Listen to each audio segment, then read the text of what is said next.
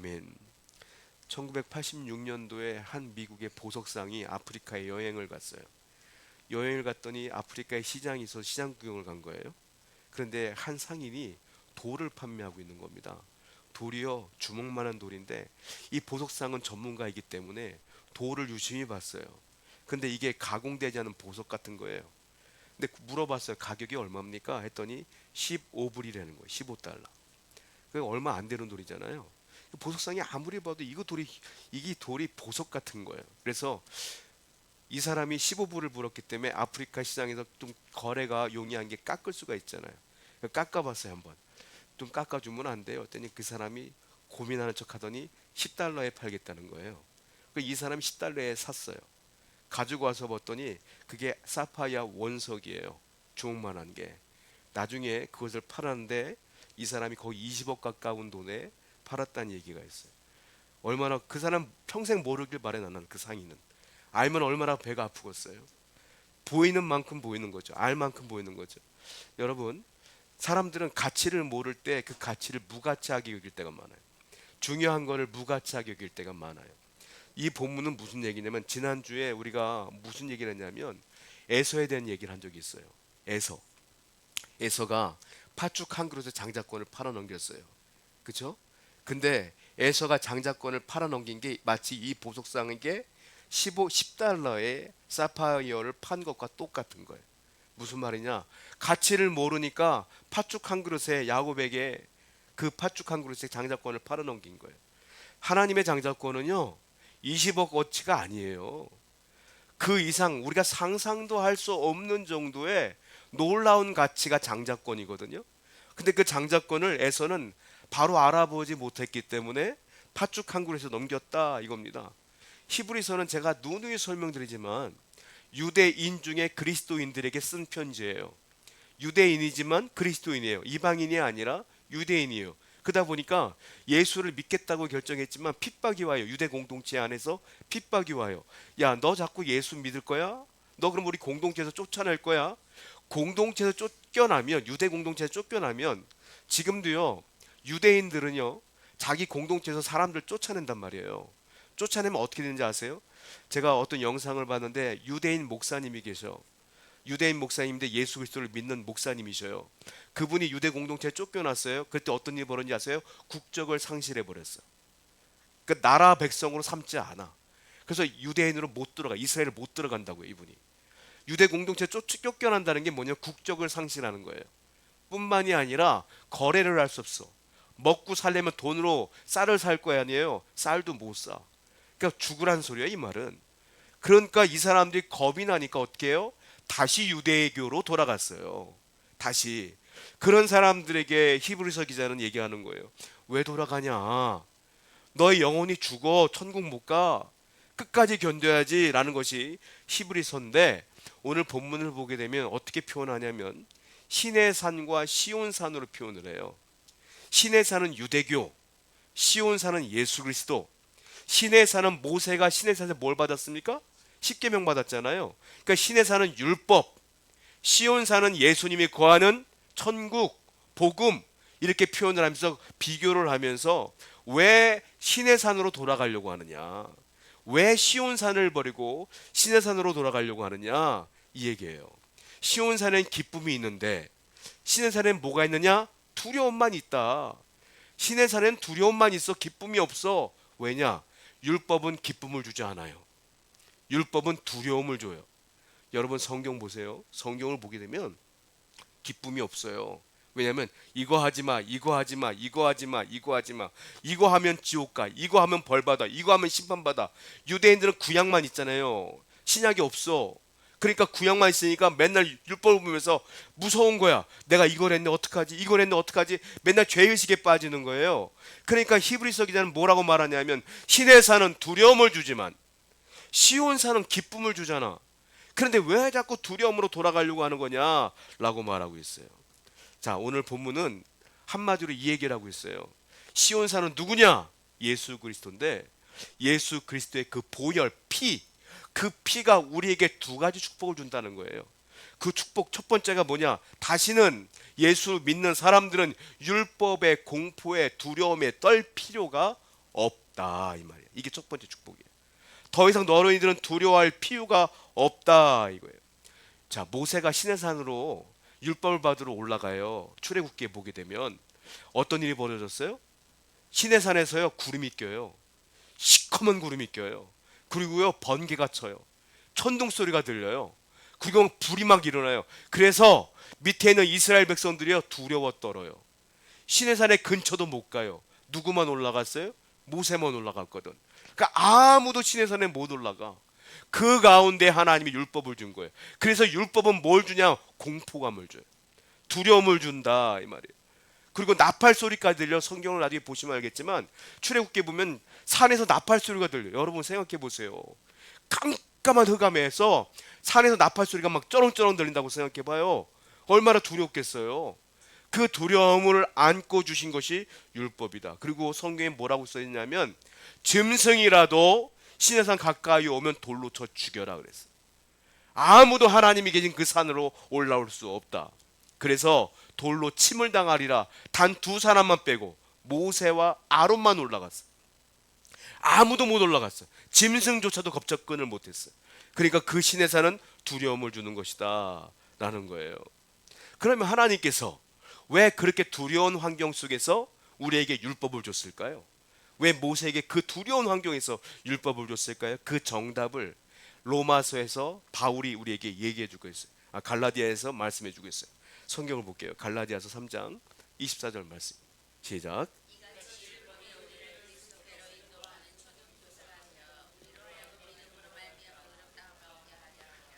요즘 성경은 해석이 잘돼서 참 읽기가 편한데 옛날에 이 초등교사라는 단어를 뭐라고 했어요? 몽학선생이라고 했어요. 나는 어린 시절 때 이 몽학선생이 뭔지 몰라가지고 이걸 어떻게 해석할지 모르겠는 거예요. 해석해 보니까 초등교사인 거예요. 자, 율법이 우리를 그리스도에게로 인도하는 몽학선생, 초등교사가 된다.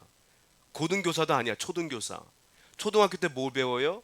도덕을 배워요. 윤리를 배워요. 얘들아, 빨간불일 땐 서야 돼. 파란불일 땐 건너가야 돼. 얘들아, 어른들 만나면 인사해야 돼. 얘들아, 이거는 하면 안 되는 거야. 얘들아, 밥 먹을 땐 이렇게 예의를 지켜야지. 초등교사야. 초등학교 때 어릴 때 다 배우는 거야. 자, 율법이 뭐냐? 초등교사라 이거야. 율법의 역할이 뭐냐? 초등교사라. 우리는 아무것도 몰라요. 하나님 앞에 설 때에 우리가 뭘 할지 아무것도 몰라. 그런데 율법 우리에게 뭘 가르치는 거예요? 야, 하나님이 기뻐하는 건 이런 거야. 하나님이 싫어하는 건 이런 거야. 하나님께 나아갈 땐 이렇게 해야지. 하나님께서 원하시는 건 이런 삶이야. 라는 것들을 가르치는 게 뭐다? 율법이다. 말씀이다. 그래서 그 율법이 우리에게 두려움을 준다. 왜? 나는 그렇게 못 살았으니까. 성경 말씀대로 못 살았으니까 두려운 거예요. 저도 두렵고 여러분도 두렵고 다 두려운 거야. 어떡하지? 내가 이렇게 못 살았는데 망하는 거 아니야? 지옥 가는 거 아니야? 벌 받는 거 아니야? 심판당하는 거 아니야? 그 두려움을 주는 역할이 뭐냐? 율법이다. 왜냐? 두려워야지 하나님을 찾아. 두려워야지 은혜를 찾는다 이거예요. 두려워야지만 은혜 가운데 갈 수가 있다. 그래서 율법은 내게 두려움을 주면서 예수 그리스도께로 인도하는 초등교사의 역할을 하는 것이다 라고 바울은 우리에게 얘기하고 있어요. 율법은 그래서 두려워야 되는 거예요. 왜? 두려워야 사람들이 정신을 차려. 두려워야 무서워야 예수님의 은혜를 구할 수밖에 없기 때문에 그래요. 그래서 율법은 중요한 거예요.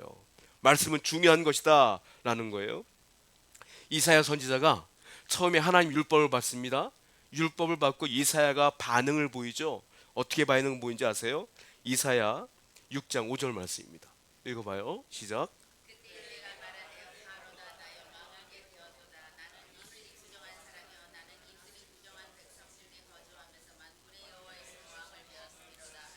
이사야가 하나님 말씀을 듣고 고백한 거예요.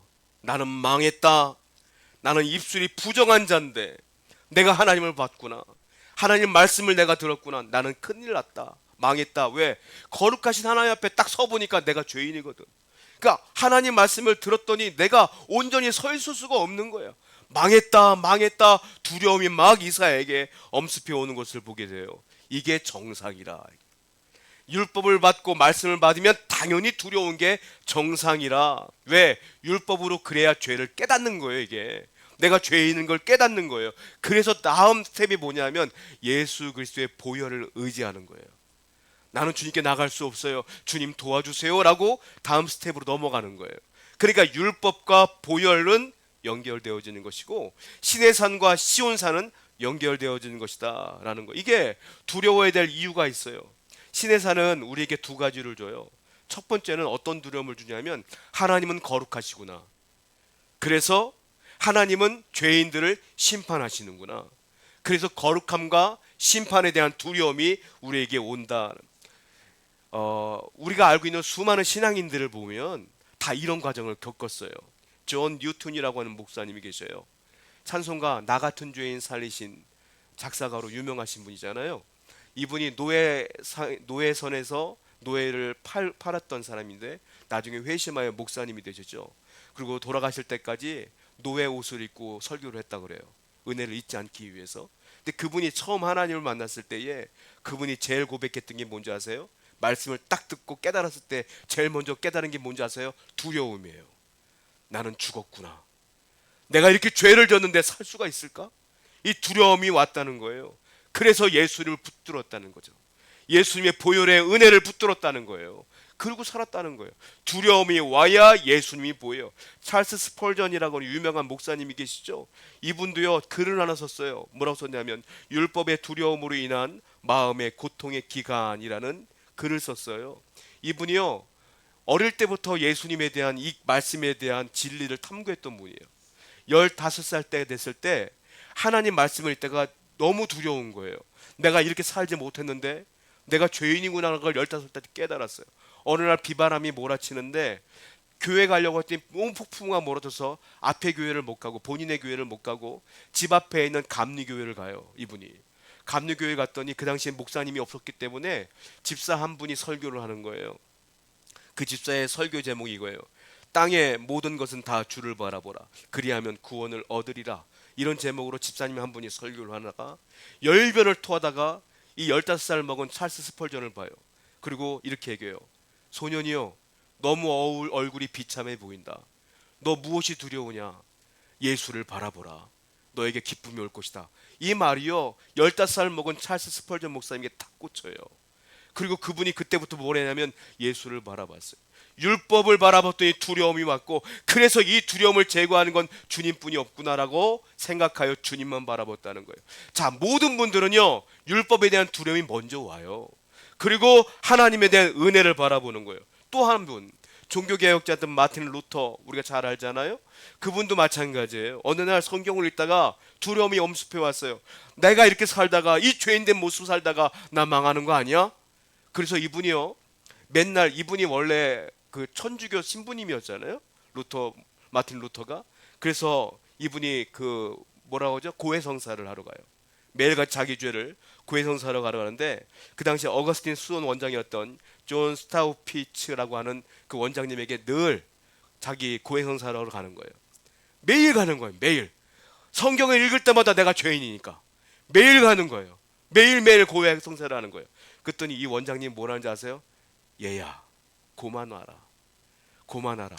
좀 큰 죄를 짓고 와라. 좀 큰 죄를 쌓아놓고 와라. 할 정도로 루터는 이 죄에 대한 두려움이 늘 있었던 거예요. 그래서 루터가 제일 많이 한 게 뭔지 아세요? 금식이요. 매일 금식하면 좀 나아질까? 금식을 매일매일 해갖고요 나중에 노년에 위장병이 너무 심하게 걸려 고생을 너무 많이 했어요. 이분이. 그 정도로 죄에 대한 두려움이 너무 많았던 분이에요. 그러다가 어느 날 깨달음이 와요. 뭐냐? 이 율법이 내게 두려움을 주는데 예수 그리스도를 바라봤더니 은혜가 와. 그래서 이분이 무슨 생각하냐면 주님의 은혜가 나에게 흘러 넘치는구나. 주님이 그 은혜를 내게 나누어 주는구나. 이걸 깨달아요. 은혜를 나누어 주시는구나. 그 은혜를 받았더니 내가 두려움이 사라지는구나. 이신득의. 그래서 주님의 은혜를 입었더니 내가 기쁨이 생기네. 이신득이 이걸 가지고 종교개혁을 일으키는 거예요. 이분이. 주님의 은혜가 필요하다라는 걸 가지고. 다 모든 분들이 그래요. 두려움이 와야 은혜를 생각하게 된다. 말씀의 역할은 여러분들이 죄인인 걸 깨닫게 하는 거예요. 오늘도 이 말씀을 들을 때 여러분들이 내가 죄인이지라는 걸 깨닫는 게 은혜죠. 그리고 여러분들이 기도함으로 주의 은혜 가운데 다시 한번 나아가는 거예요. 그때 주님의 보혈이 여러분들에게 은혜를 흘려보내 주신다라는 거예요. 디모데전서 2장 5절 말씀 보겠습니다. 시작.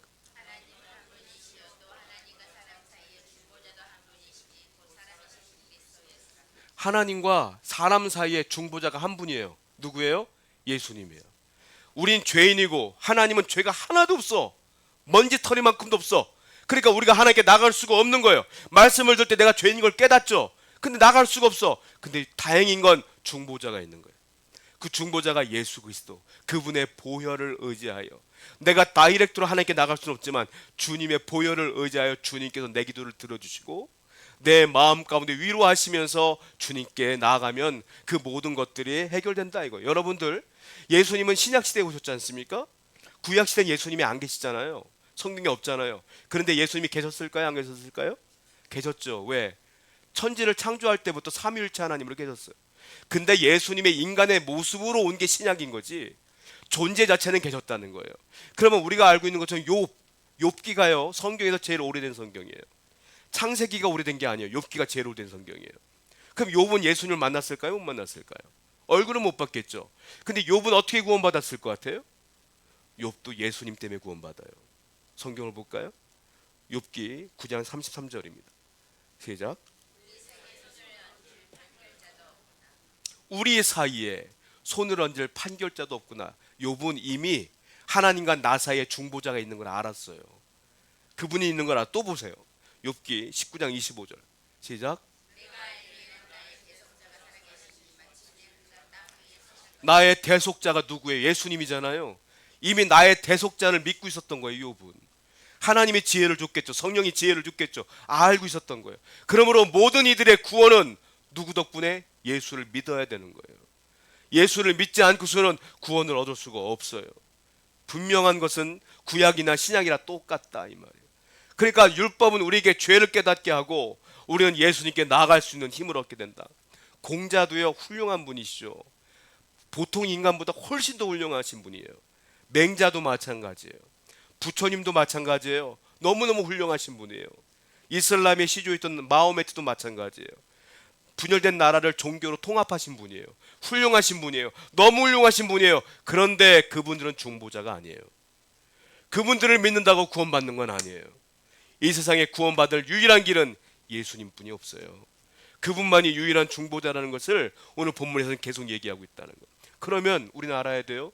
아, 율법이 두려움을 주는구나. 시내사는 두려움을 주는구나. 그러면 시온사는 기쁨을 준다는 거 아닙니까? 몇 가지 기쁨을 주느냐? 그게 오늘 본문에 나오는데 7가지 기쁨을 준대요. 이 짧은 본문에 그게 다 나와요. 7가지 본문을 주니까, 기쁨을 주니까 너희들은 시온산에 나와야 되지 않겠느냐 이거예요.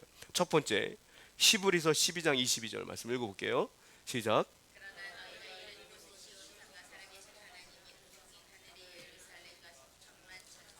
똑같은 장소가 세 군데가 나오는데 첫 번째가 시온산이 나와요. 시온산. 그리고 또 하나 하나님의 도성, 또 하나 하늘의 예루살렘. 단어는 다르지만 똑같은 장소예요. 하나님의 도성, 시온산, 하늘의 예루살렘, 똑같은 장소예요. 한마디로 뭐예요? 천국. 천국을 표현하는 거예요. 그러니까 예수의 보혈을 의지하며 어디 간다? 하나님의 도성에 간다. 새 예루살렘에 간다. 거기가 어디냐? 천국 간다. 다른 이름은 없어요. 오직 예수님만 믿을 때만 이 천국에 갈 수 있다. 그걸 가지고 기뻐해. 이게 첫 번째 기쁨이에요. 여러분들이 기뻐할 것은 내 현실이 어려워, 아파, 정말 인생이 잘 안 풀리는 것 같아. 그거는 두 번째, 세 번째, 네 번째요. 첫 번째는 뭐냐면 여러분들이 예수 믿음으로 이미 구원받았음을 기뻐하셔야 돼요. 그래서 여러분들이 슬픔보다 절망보다 기쁨이 우선되어야 돼. 기뻐해야 돼요. 감사하셔야 돼요. 그것이 기쁨이다라고 성경에 써 있어요. 두 번째 기쁨, 예수의 보혈을 의지하는 자에게는 어떤 기쁨이 있느냐? 22절 한 번 더 읽습니다. 한 번 더.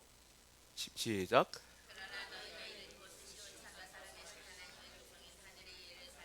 천군 천사. 맨 마지막에 천만 천사와, 거기는 뭐가 있어요?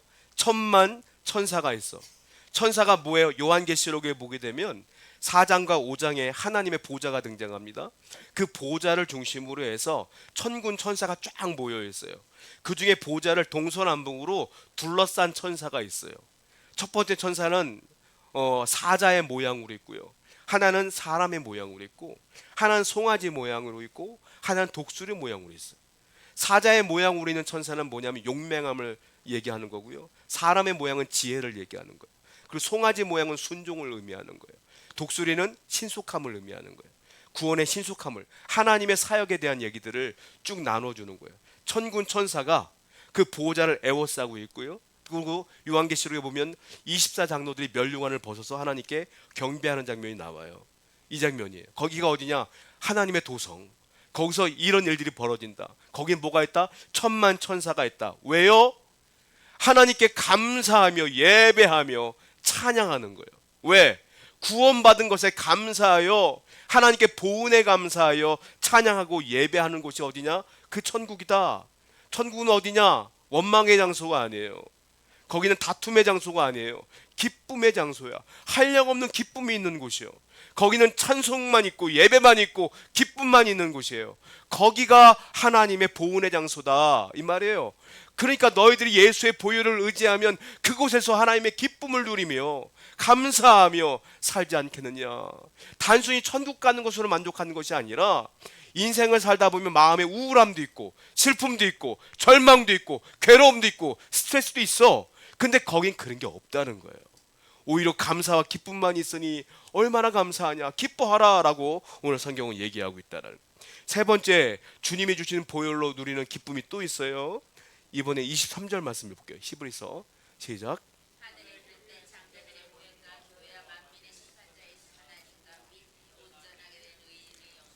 여기 보면 하늘에 기록된 장자들의 모임 이렇게 나와요. 장자들의 모임. 옛날 성경에는 이 앞 뒤에 교회와 이렇게 써 있을 때 옛날엔 총회와 이렇게 써 있었거든요. 자, 장자들의 모임이 뭡니까? 한마디로 말하면 교회예요. 그러니까 여기서 교회라고 표현하는 거예요. 로마서에서는 바울이요, 교회를 뭐라고 표현하냐면 참 이스라엘이라 이렇게 표현해요. 그러니까 지금 여기 나와 있는 히브리서의 교회는 우리가 알고 있는 뭐 세우는 교회, 뭐 영락교회 뭐 이런 교회가 아니라 한마디로 참 이스라엘. 참 이스라엘은 누구냐? 성도를 말해요. 성도들을 말하는 거예요. 자, 이 세상에 수많은 나라가 있고 수많은 민족이 있어요. 민족이 다양하고 나라가 다양하죠. 그런데 하나님께서 참 이스라엘로 선택한 나라는 누구냐? 유대인이라는 거예요. 자기네들이라는 거지. 그러니까 하나님의 선택한 백성들은 어디 가느냐? 천국 간다. 그리고 거기서 뭐하냐? 참 교회다. 참 장자들의 모임에 참여한다 이거예요. 자, 그런데 아까 본문에서 장자의 모임이라고 썼어요? 장자들의 모임이라고 했어요? 장자들의 모임이라고 했잖아요. 성경에 장자라고 쓰는 경우 단수로, 그리고 그 헬라어로 그 대문자로 쓰게 되면, 단수와 대문자로 쓰게 되면 그 장자는 예수님을 의미해요. 성경이 딱 7번 나와. 장자로서 예수님을 의미한 게 7번 나와. 그 대부분은 장자는 어떻게 쓰냐면 복수로 쓰게 되면 성도를 의미해. 성도. 그러니까 이 장자들은 누구를 말하는 거예요? 우리를 말하는 거예요. 그러니까 우리가 예수 그리스도의 보혈을 의지하여 천국에 가면 뭐가 된다? 교회가 되고 장자들의 모임에 참여하게 된다 이거예요. 이게 감사한 거다라는 거예요. 왜냐하면 이 세상에 아무리 누리고 살아도, 많이 갖고 있어도 장자들의 모임에 못 가면 비참한 거예요. 그런데 우리가 이 세상에서 아무것도 없어도 장자들의 모임에 들어가면 감사한 거죠. 그러니까 이 장자들의 모임은 뭡니까? 예수의 피를 의지한 자들에게 주시는 축복이다.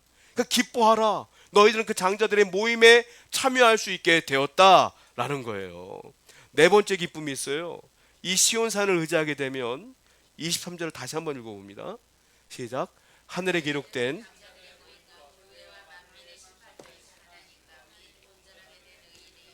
여기 보면 만민의 심판자이신 하나님과 이렇게 써있잖아요. 우리가 하늘의 도성에 올라가면 어떤 일이 벌어지냐면 심판자이신 하나님 앞에 선다 이거예요. 그게 기쁨이라는 거예요. 저는 이걸 맨 처음에 이해가 안 되는 거예요. 아니, 심판받으러 섰는데 뭐가 기뻐? 심판받는데 뭐가 기뻐? 두려워야지. 그런데 이 말씀은 어떤 의미냐면 우리가 천국 가면 반드시 하나님의 심판대 앞에 서는데 두 가지 기쁨이 있다는 거예요. 첫 번째 기쁨은 뭐냐면 내가 심판받기 전에 악인들이 옆에서 심판받는 걸 내가 볼 수 있다. 그러니까 의인들에겐 기쁨이라. 이 땅에서는 악인들이 득세하는 것 같죠? 천국 올라가면 악인들이 심판받는 걸 내 눈으로 볼 수가 있대요. 그래서 기쁨이다. 이게 기쁨이라는 거야.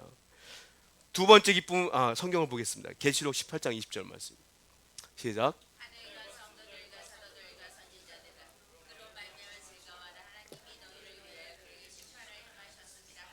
그들에게 심판을 행하는 걸 천국에서 우리는 본다. 아브라함 품에 안겼던 나사로 기억하십니까? 그 부자가 지옥에 있는 걸 봤어요. 볼 수 있다. 심판받는 거 보니까 억울해도 참아라. 힘들어도 참아라. 괴로워도 참아라. 나중에 역전된다. 이 말이에요. 그러니까 기쁘지 않겠느냐? 두 번째 기쁨은 뭡니까? 자, 마태복음 10장 42절 말씀입니다. 시작.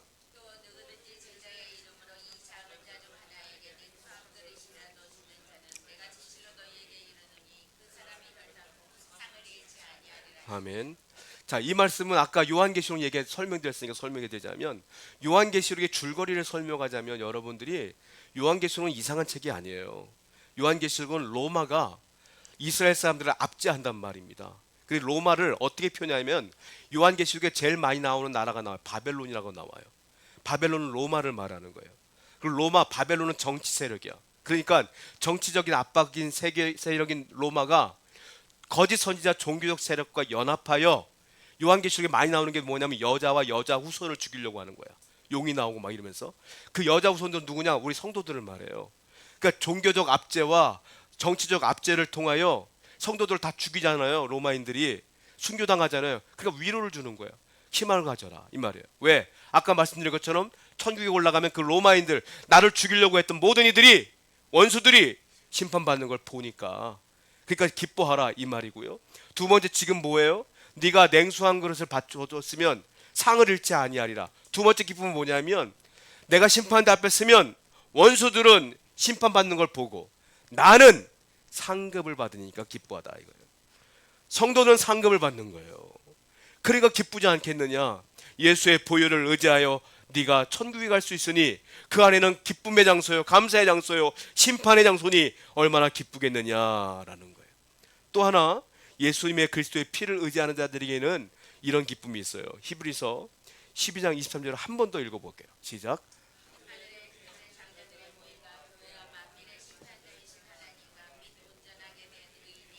온전하게 된 의인의 영들과 있으세요. 온전하게 된 의인의 영들, 영이의 영, 영들. 온전하게 된 의인들의 영들은 뭐냐면, 예수 그리스도를 믿다가, 신실하게 믿다가 돌아가신 분들, 그분들이 천국에 있다 없다? 있다. 근데 뭐라고 표현했어요? 영이라고 표현했어요. 영들이라고. 왜 그러냐면, 재림 예수가 오시면 우리는 삶을 마치게 되면 죽잖아요. 사망하게 되면 화장을 하든지 매장을 하든지 한단 말이에요. 그러면 어떻게 돼요? 죽는 순간 우리의 영은 천국에 올라가요. 근데 우리 육신은 땅에 매장돼 있든지 화장돼 있든지, 화장해도 어쨌든 뭐 있는 거니까 육신이 있단 말이에요. 흙으로 돌아가도 그 육신이 있단 말이에요. 그러면 예수님이 재림하는 날 부활체로서 그 죽었던 사람들이 일어난다. 그러면 그 육체와 영이 함께 됨으로 구원이 완성되어지는 거예요. 그런데 우리는 아직 재림이 없으니까 영만 하늘에 올라가 있잖아요. 그러니까 이렇게 표현되는 거예요. 온전하게 된 의인들의 영들, 그 영들을 천국 가면 어떻게 된다? 본다. 여러분들이 알고 있는 하나님 믿다가 돌아가신 분들 볼 수 있다 이 말이에요. 그 영들을 보니까 기쁘지 않겠느냐? 이 얘기를 지금 하고 계시는 거예요. 또 하나, 여섯 번째 기쁨이 있어요. 히브리서 12장 24절 말씀이에요. 시작. 새 언약의 중보자의, 새 언약의 중보자이신 예수가 거기 계시대. 뭐예요? 천국 가면 뭐 본다? 예수님 본다 이거예요. 우리는 한 번도 예수님 본 적이 없어요. 그런데 드디어 천국 가면 그 새 언약의 중보이신 예수님을 보지 않느냐. 근데 중요한 게 새 언약이라고 표현했어요. 유대인들은 새로운 걸 싫어해. 그들의 언약을 좋아해. 구약 옛날 걸 좋아해. 그러니까 히브리서 기자는 그게 아니라 새 언약인 중보이신 예수님뿐이 없어. 그러니까 너희들은 다시 유대교를 떠나서 예수 그리스도를 믿어야 되지 않겠느냐라는 것들을 또 얘기하고 있어요. 일곱 번째 기쁨이 있어요. 마지막으로. 자, 24절 한번 다시 읽어봅니다. 시작. 새 언약의 중보이신, 아벨의 피보다 예수님의 피가 더 위대하다는 소리예요. 아벨의 피가 뭘까요? 가인이 아벨을 죽일 때 피가 뿌려졌어요. 땅바닥에. 그 피는 뭐냐면 복수를 요구하는 피예요. 의인을 죽였어, 악인이. 그 복수를 요구하는 피야. 근데 예수님의 피는 뭐예요? 복수를 요구하는 피가 아니라 죄 사함의 피예요. 그러니까 구약 성경을 믿는 너희들은 늘 눈에는 눈, 이에는 이지 뭐. 그러나 신약을 믿는 우리들은 예수님은 죄 사함을 원하는 피이기 때문에 용서해야 되고 감사해야 되며 사랑해야 되며 거내가 죄인이지만 그분을 믿음으로 구원받으니 이 피가 더 위대한 피가 아니겠느냐. 그러니까 예수 믿는 게 옳다라는 거예요. 여러분, 서두에 말씀드린 것처럼 진정한 구원은요, 말씀에 대한 두려움을 갖고 예수 그리스도를 찾고 찾아서 받는 은혜가 진짜 구원이에요. 저도 15살 때 예수를 만났어요. 하나님 만났어요. 지금 돌이켜보면 진짜 저도 그랬던 것 같아요. 똑같았던 것 같아요. 제가 그때 무슨 생각을 했냐면 15살 때 그 집회 가운데 은혜 받는데 하나님의 말씀이 딱 들어오니까 무서운 거예요. 뭐에 무섭냐면 말씀이 딱 들어오는데 내가 너무 죄를 많이 졌어. 제가 지금 생각해봐요. 15살 먹은 녀석이 뭔 죄를 지었을까. 저는 그 당시 학교에서나 교회에서나 모범생이라고 칭찬 들었다고요. 저는 욕도 잘 안 했어. 근데 내가 뭔 죄를 이렇게 졌을까. 3시간 이상을 내가 눈물 콧물 쏟으며 회개했거든요. 그런데 그때 깨달은 게 뭔 줄 아세요? 말씀이 들어오는데 10계명 말씀이 들어온 거예요. 거짓말하지 말라. 나 거짓말했거든. 미워하지 말라. 나 미워했거든. 하나님 말씀을 삼아라. 성경을 읽은 적이 없거든. 쉬지 말고 기도하라. 내가 언제 기도했는가? 막 이런 생각들 들어오니까 15살 먹은 녀석이 회개가 터져 나오는 거예요. 제가 3시간을 울며 불며 막 뒹굴뒹굴 두르면서 회개했어요. 지금 생각해보니까 뭔 죄를 이렇게 졌을까? 그러나 말씀에 비교했을 때 죄인이었지. 여러분, 저는 그래서 어린아이들도 다 죄인이라고 생각해. 걔들도 다 똑같아. 어른만 죄인이 아니야. 다 똑같아. 다 성경대로 안 살아. 그러니까 말씀이 들어와서 내가 죄인인 걸 깨달아야 돼. 그리고서 제가 울며 불며 회개하면서 하나님의 은혜를 구해서 제 목사가 된 거예요. 여러분, 먼저 오늘 이 시간에 여러분들이 죄인인 걸 깨달으셔야 돼요. 그리고 죄인이 가야 될 곳이 어디예요? 한 곳뿐이 없어. 두려움을 가지셔야 돼. 그리고 온전히 예수님만 바라보는 여러분 되기를 축원드립니다. 기도하겠습니다.